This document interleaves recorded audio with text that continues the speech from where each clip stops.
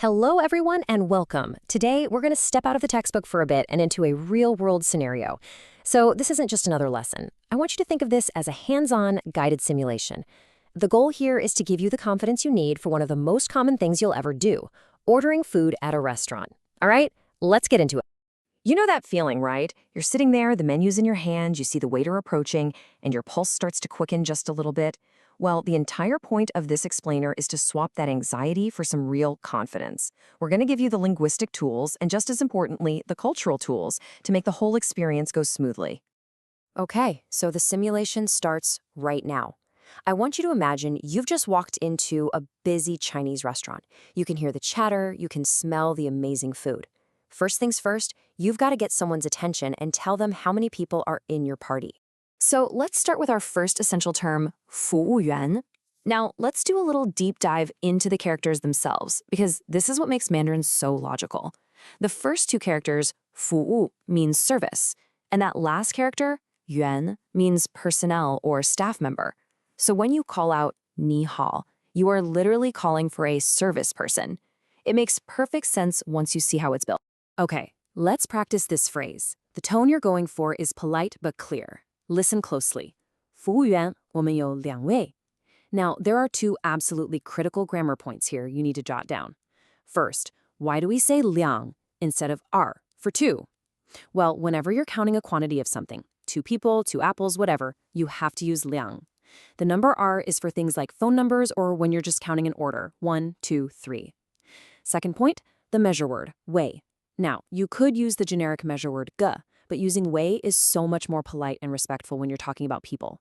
So getting this right, using both 两 and 位, instantly signals to the staff that you have a really good handle on the language. Excellent. So they've shown you to your table. Now it's time for the next step in our simulation, which is, of course, getting your hands on that menu. And again, let's just appreciate the logic of the word itself. 菜单, 菜单. That first character, 菜, is a big one. It can mean a single dish, but it can also refer to a type of cuisine, like Sichuan Cai, or Sichuan food. The second character, then, simply means list. So what is a menu? It's a dish list. Simple, right? It's elegant, and it's so much easier to remember when you understand the components. All right, time for a quick pronunciation lab. Let's try saying this polite request. Ready? 请给我们菜单,谢谢. Now, the single biggest hurdle from most English speakers is that X sound in 谢谢, 谢谢. It is not a she sound. To get it right, try this. Press the flat middle part of your tongue right up against the back of your bottom teeth, and then push air through. It creates a soft hissing sound. So you're not saying she, she. You're saying something much closer to sh, ye, she. Honestly, nailing that one sound will make your Mandarin sound so much more authentic. Okay, you've looked over the dish list, you've picked out a few things, and you're ready to go. This is the heart of our simulation, placing your order with confidence. Let's look at the words and the sentence structure you'll need. Let's do another character deep dive. The key verb here is 点. Its main meaning is to point or a dot. And we already know 菜 means dish. So the action of ordering food, 点菜, literally means to point at the dishes. And if you think about it, that's exactly what you do with a menu. So, to get the waiter's attention when you're ready, you can simply call them over and state your intention. Again, tone is everything. You're not being rude or demanding, you're just being clear and ready. It sounds like this. 服务员,点菜. And the waiter will probably come over and say something like this. Listen carefully. 好的,您要点什么? Now, did you catch that? They used nin and in. This is the formal, polite version of you. It's a sign of respect, and it's used when talking to customers, elders, or anyone in a position of authority. Think of it as the equivalent of them saying sir or ma'am. It's a really important distinction. Now, the good news is that the basic sentence structure for ordering is incredibly straightforward. It follows a subject, verb, object pattern, which should feel pretty familiar to English speakers. You just start with a subject, 我 for I or woman for we, then you add a verb like 要 for want or 想 for would like, and then you just say the name of the dish. It's that simple. Okay, let's put it all together into one complete sentence. Let's say we want 1 mapo tofu and 1 kung pao chicken. It would sound like this. 我们想要一盘麻婆豆腐和一个宫保鸡丁. Now, notice the measure words here. Mapo tofu usually comes on a plate, so we use the measure word for a plate, pam. For kung pao chicken, it's treated as a single dish or item, so the general all-purpose measure word ge works just fine. Using the right measure words, that's how you take your Mandarin to the next level. Okay, we've arrived at an absolutely critical section. Because being fluent isn't just about knowing the right words. To really communicate well and show respect in a Chinese-speaking culture, you have to understand the unwritten rules of dining. This is where language study really transforms into cultural understanding. Every single one of these points is important.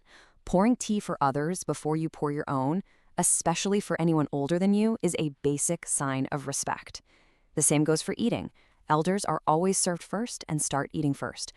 Pointing with your chopsticks is just like pointing with a knife or fork. It's considered very rude. But the biggest taboo on this list, the one thing you must never, ever, ever do, is stick your chopsticks straight up in a bowl of rice. Why? Because it looks exactly like the incense sticks people burn at temples or funerals as offerings for the dead. So doing it at a dinner table brings up very negative imagery of death, and it's considered extremely offensive. Let's just use this slide to make that point crystal clear.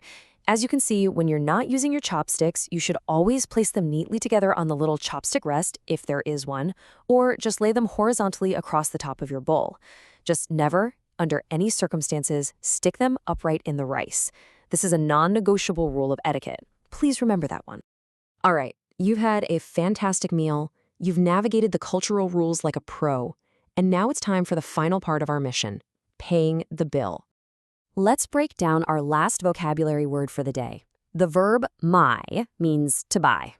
And remember our friend done? It means list. So in a restaurant, what is that list?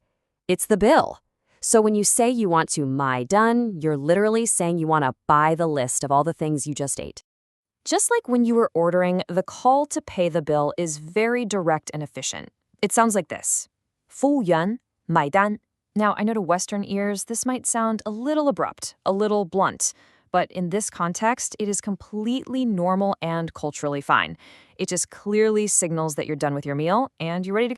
Now, this brings us to a really fascinating social custom, one that often confuses foreigners.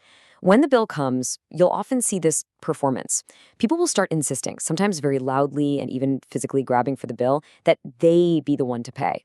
So, what you're seeing is not a real argument. It's a social ritual, and it's rooted in some very deep cultural values.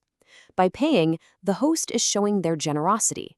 It gives face or mianzi to their guests. It's a way of honoring them by covering the cost. It can also be a subtle way of showing one's social standing. But most importantly, acts of generosity like this are absolutely fundamental to building and maintaining guanxi, which is that complex network of social relationships and obligations that's so central to Chinese society. Understanding that this fight is a ritual is key to navigating any social or business meal. And with that, our simulation is complete. You've done it. You have successfully gone from walking in the door to ordering your food with correct grammar, understanding critical table manners, and finally paying the bill and even understanding the social dance that happens around it. So I'm going to leave you with a final question to think about. A meal is never just about eating, is it? It's really a stage. It's where language and social hierarchy, respect, and relationships are all on display. So as you continue with your studies, I want you to ask yourself this. What can something as simple as sharing a meal really teach us about the deepest values of a culture?